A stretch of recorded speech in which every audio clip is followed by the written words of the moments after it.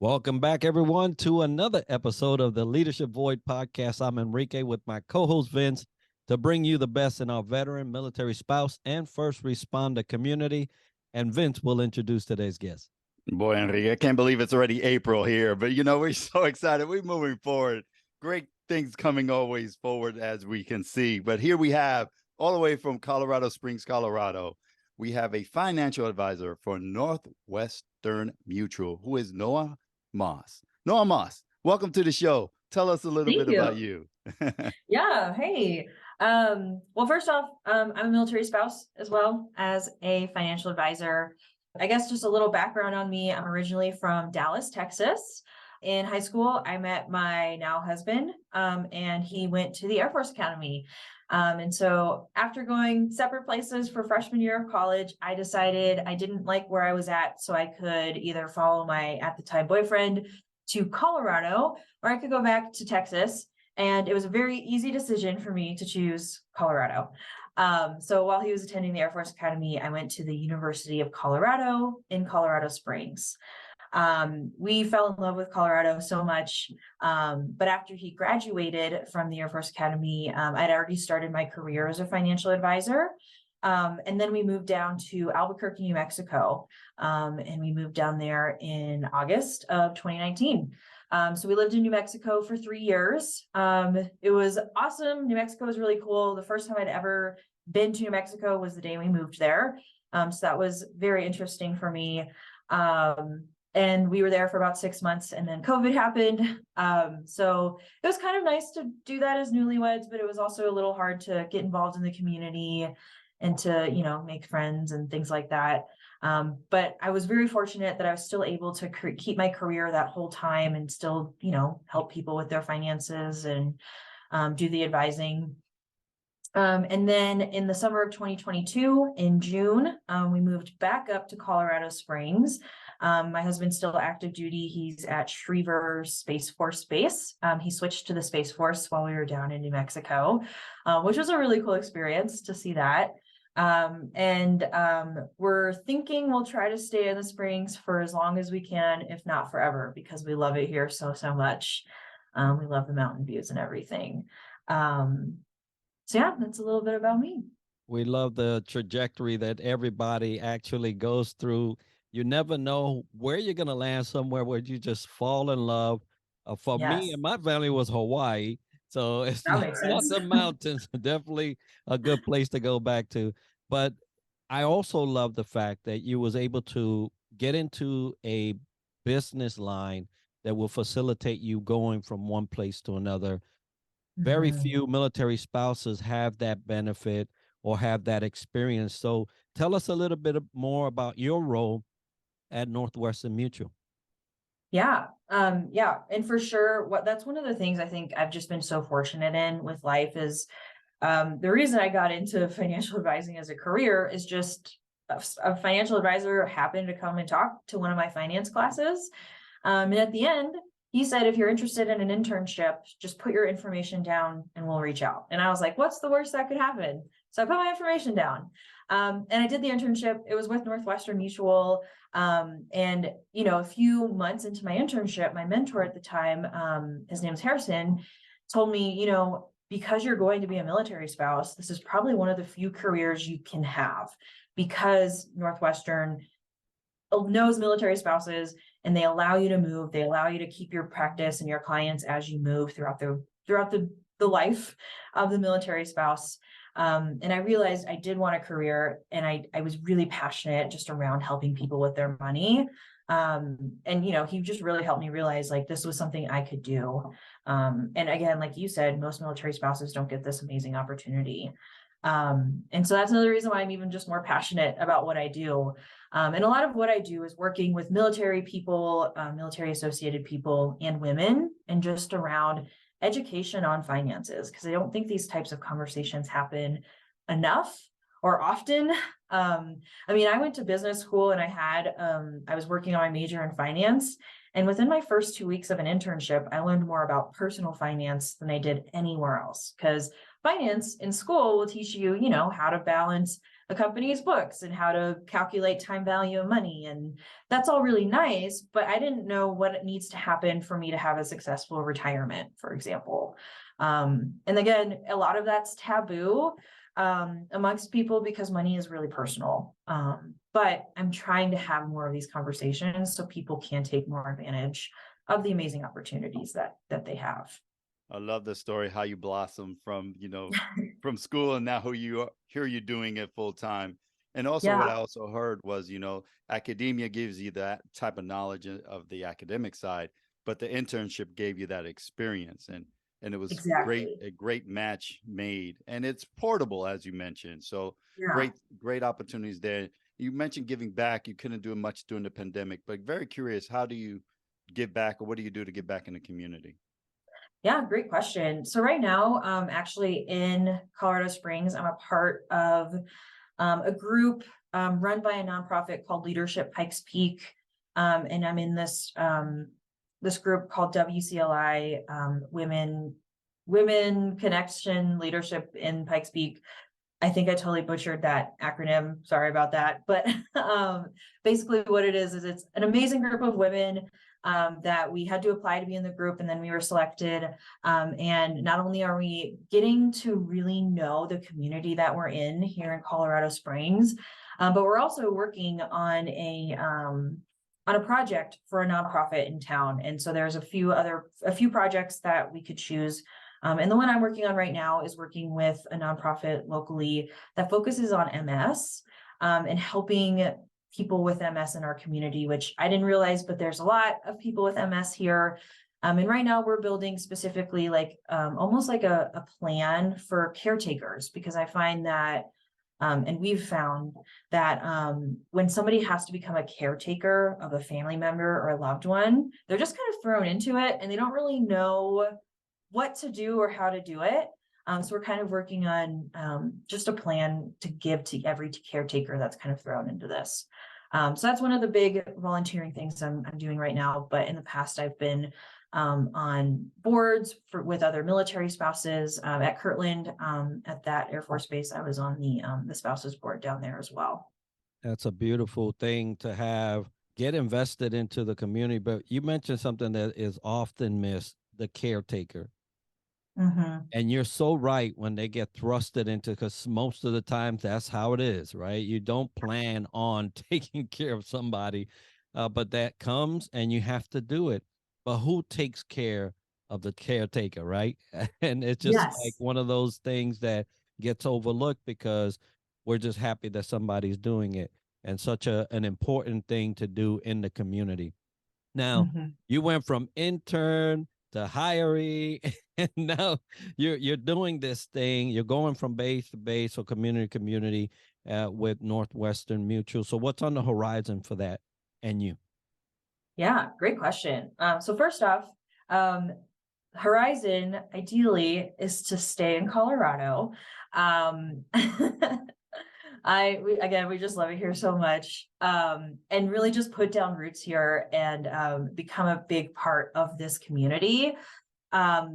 And I'm already working on that with like that WCLI thing I'm a part of that I mentioned earlier, and just becoming a part of other groups. I'm hoping to sit on a few boards for some nonprofits in town, and I really do like working with that military group of people, just because I find it's a really close-knit community, and I've already made some amazing friends through that.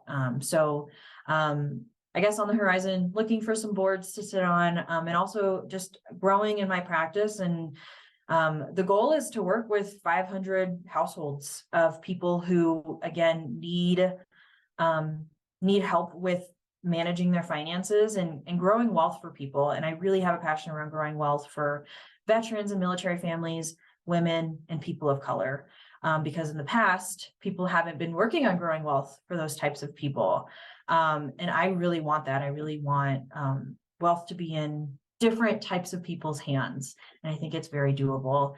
And the earlier we have those types of conversations, the easier it gets.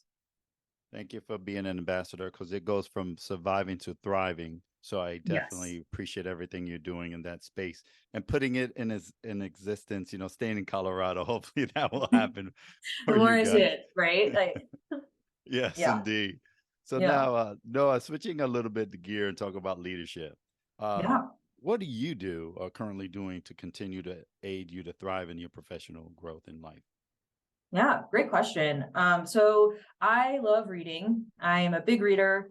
I think I've read like 11 books this year so far, which is, I don't know, I just really like it.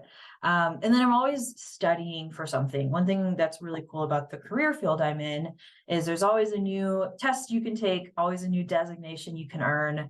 And so I'm working currently on my CFP, which takes almost 2 years to complete, but I'm towards the end of that 2-year period. So that's the big thing. And CFP stands for Certified Financial Planner, which, yeah, so, but yeah, that's a big designation. It's almost like a master's degree, but specifically for finance professionals. Yeah, so that's my learning side of things I'm working on right now. Always have to be learning if you want to lead.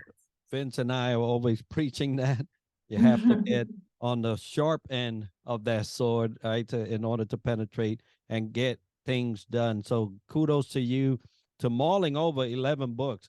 I was almost about to offer you another book I have somewhere around here. You In can. case you want I'll to take read it. it. Yeah. But always good to find professionals that are always looking for ways to improve themselves, and it sounds like you're doing that. Now, if you can go back to your college days, you know that it's always trying to figure out what's next and where this road is going to lead you to. And there are some folks out there right now listening that are emerging leaders. They're just starting out. So what advice did you get or receive when you was growing up that you said, yeah, that's great, and I'm gonna keep that, and when I have an opportunity on the Leadership Void podcast, I'm gonna share that? What would that be?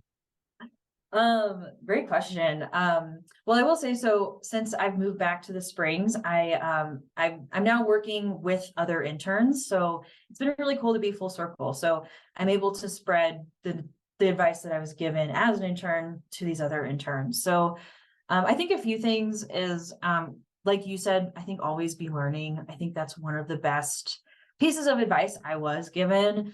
And, when you're in school for, even in high school for 8 hours a day, or in college where you're having to read all these books that you don't care about because your professor told you have to read it, you think like, I can't wait to not have to read all these books anymore or do all this studying. But now that I'm in the adult world or the real world, I realized I get to choose what I want to learn about. And it makes it so much more fun, and more enjoyable. And so it's easier almost for me to do that. But so I would say just pick something you always want to be learning about, and it can always be different. But if you're always continually learning, even if it's not about your chosen career field, it's just going to pay off to you in dividends. And then another thing I think is connecting with people and networking, because even if you're not in a career field where you need to be networking all the time, just connecting with people and getting to know a bunch of different types of people is amazing, because you don't realize how many, there's so many people out there, and there's so many amazing people out there, and if you don't take the time to get to know their stories, you're missing out on a lot, and you never know what can happen in the future. I just find good things happen when successful people get together. Yeah. I think that's great advice, Noah. Definitely have those opportunities to get to know an individual, especially without an agenda, just to get to know them as a human being. That does reap huge dividends. Also, creating a habit to read. Speaking of habits, real quick, the Atomic Habit by John James. Love it. It's a remarkable book, and it's great to continue the habit to read and thrive in your knowledge base and improve. So now, understanding more about your memorable leadership aha moment, we'd love to hear yours to share with our audience today. Oh my gosh. I feel like there's been so many, but they're all in, like they're just kind of small, but they add up to be something huge. But I think for me, when, I started in this office actually in Colorado Springs with my career, and then I left to go to New Mexico. And then when I came back, it was really cool to see a bunch of people I already knew and had relationships with already, for one, but to kind of see, what's changed since I'd been gone. And, while I was gone, there's a lot of new people that came into my office. And the day I moved back to Colorado, I realized, and I was told that I was the most established female financial advisor in our network, which was crazy because I'd only been doing this for like 3.5 years. And I'm not that old. So I was like, that's insane. And so for me, that was like, wow, like what I do matters, and we need more women in my career field. And what can I do to bring more women into this career field, and to make women feel included in the finance world, because, the finance world is usually a lot of men. The average financial advisor right now is a 50-year-old white male. And the people that 50-year-old white men are talking to are usually similar to themselves. So if I can bring in more women to finance, or people of color into finance, they're going to talk to people that are like themselves. And again, that's how we put wealth in different people's hands, is by bringing in advisors who want to talk to those different types of people.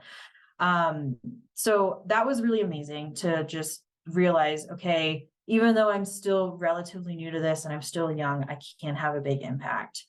And so when I got here, I started a women's study group for all the financial advisors who are in this office that are female. And it's really grown since I started just back in August. And we've already learned a lot about each other, and gotten to make some impacts for sure.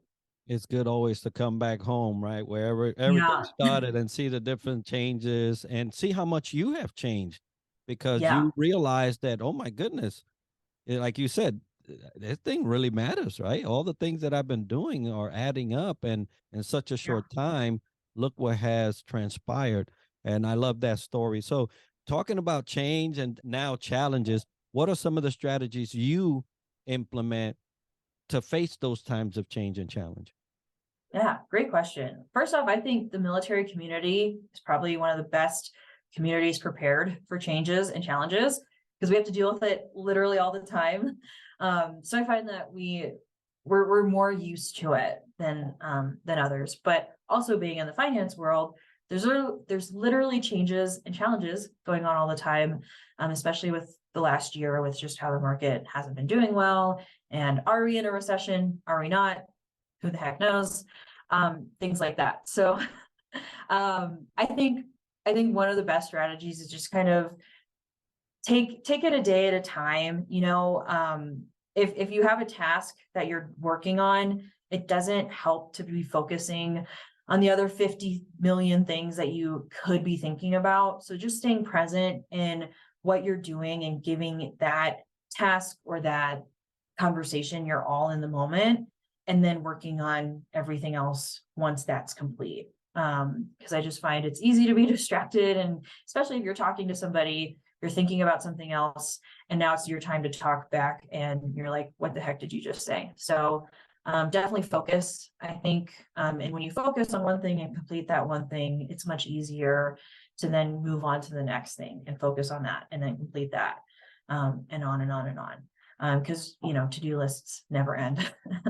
But I think that's one of the best things. And then this is easier said than done, but to try not to stress, because stress doesn't help. It really just makes things harder to do. But I mean, I'm saying that even though I know what stress feels like. So, but trying to take the stress off as much as possible by asking for help, and by talking to other people about what's stressing you out, I think can be really helpful. No, absolutely. I think the hardest thing is asking for help, right? And understanding your own awareness of what that looks like and finding ways to cope with it. So it's great advice. Thank you for your aha moments, your strategies, your pearls of wisdom. We see you running a financial institution in the near future. We are very much knowing you will do that. So thank you for what you're doing. Continue to create wealth, folks. Noah. So for folks that are listening in, how do they get a hold of you or Northwestern Mutual? Yeah, great question. Well, so first off, luckily my name is very unique. I don't know of anybody else whose name is Noah, spelt Noea. So if you Google me, I'm very easy to find. I have a website. It's just Noea Moss at nm.com, like my initials, but also like Northwestern Mutual. It's like I was made to work here or something. I don't know. So that's a good way, is just to go to my website. If you just Google Northwestern Mutual, we have there's a ton of websites, and there's a lot of advisors around. So if you want somebody that's local to you, you can always look somebody up local. Although I do work with especially military, so I work with people all over the place. I have an Instagram and a LinkedIn and a business Facebook as well. So you can follow me in all of those places. And again, I'm usually easy to find. Make sure it doesn't autocorrect to Nora, but otherwise it's easy to find me. All right. Well, folks, we're going to have that as part of the show notes and video so that you can get a hold of Noea, especially if you need some financial guidance. We know that the way things are now, it doesn't seem like it's getting any better. So we might need to gravitate to making sure that we do that. And if you want to get a hold of us at the Leadership Void podcast, theleadershipvoid@gmail.com is where you'll send that correspondence. If you want to see a specific speaker or guest, and you want to nominate them, or you want Vince and I to cover a leadership topic or theme that you would like to hear about, send it there and we'll curate that. But we pretty much have a great advisor at hand, so make use of it. Yes, absolutely. And all the way from the Springs, Colorado, that is, we have Noea with us. We're grateful for you being on the show. And we also grateful for our sponsors, Triple Nickel, VEI, and FAVOB for supporting our show and continue the Leadership Void. Having these wonderful guests here the month of April. Thank you, Noea, for all you do. Have a great day and continue success in the future. Thanks, guys.